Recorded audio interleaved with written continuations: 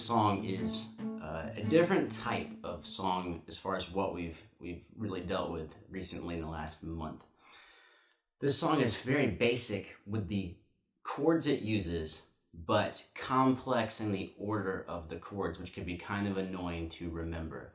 So in other words, he'll take an 8-chord structure where it's 8 chords, where it's 2 halves of 4 really, and then swap out a chord. So time 1 it'll be this line, time 2 it'll be the second half, times 3 it'll be a variation on 1, and then times 4 will be the second part again. So a lot of times you'll have 16 chords where 1 chord changes or 2 chords change. And the other thing is keeping track of the inversions, meaning what bass note is the lowest note that you're hearing.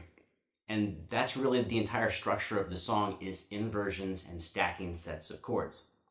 Let's get into it. The opening is, that's a D major to an A major. I'm playing power chords 5-7-7 to 5-7-7, starting on string 5 and then going to string 6. Then it's B minor power chord, or just the B minor power chord 2-4-4-3. But I'm gonna add the 2-4-4-3. I'm gonna add the 3 for the minor color to G major.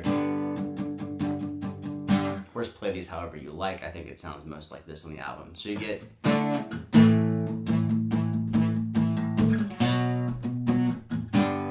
basically. Underneath the intro, there is a ringing D sus 2 chord.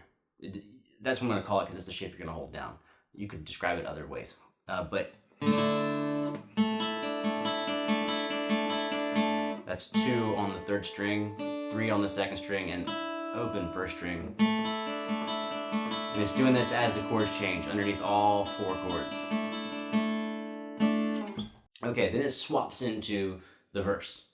The intro was a tease of the chorus, but now it swaps to the verse, and it's an E major to D major, D major to an inversion. It's really an A major chord with a C sharp in the bass. I'm playing starting on string 5, fret 4, then 7, then 6. To have an inverted A, an A with a C sharp in the bass. I think this sounds most like what you hear on the album. You could also play 4, 2, 2, 2. That would also work there. Now, right when this part starts, there's a guitar lick that you hear. And it's right as the E minor is sounding. So you could say that the first note's an E, but they kind of hide it on the album. And then you get this line. And that melody is an A, so it's 2nd fret, 3rd string, to 3rd fret, 2nd string, 4th fret, 4th string, to 2nd fret, 4th string. If you like the notes are A, D, F sharp, E. In that verse we had E major, D major, another measure, D major, to inverted A. Another thing that he'll do here is E minor to D, D inverted, so it's 9-7-7 to an A major chord. And that's really all the variations that happen in the song. Now they can mess up the order that they go in, but it's always E to a D to some type of A, either inverted or not inverted. Sometimes the D is inverted, but it's always E, D, A for the verse structure. For the chorus is 12 chords long. It's the first set of 4, a different set of 4, and the first 4 again. So it's the opening that you heard, the D, A,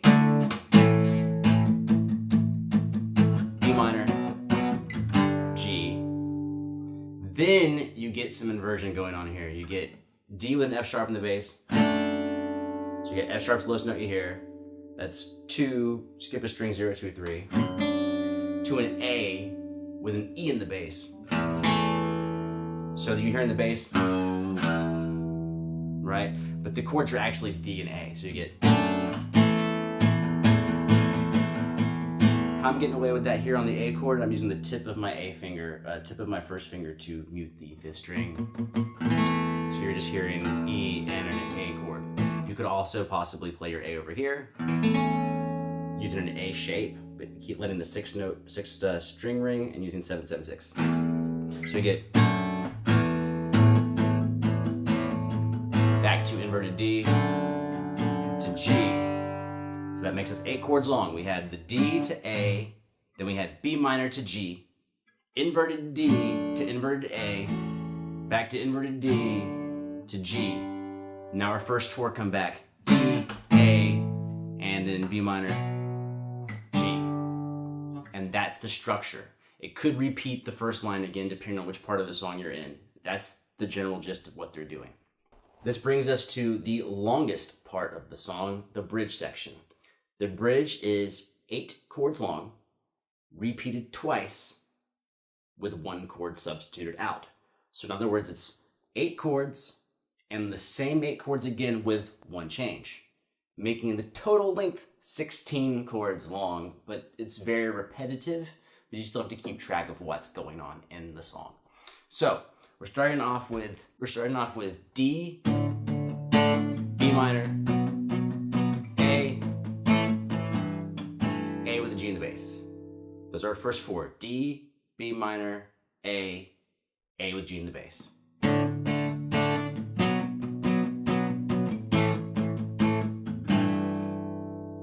Now we get D with an F sharp in the bass, back to G major, and A with an E in the bass, to an A7 with an E in the bass.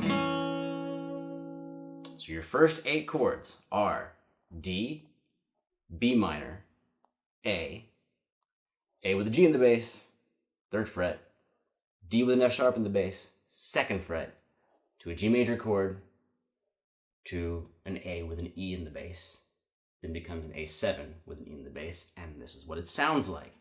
D, B minor, A, add G in the bass, go down to F sharp over D, G major, to A with an E in the bass, to A7 with an E in the bass.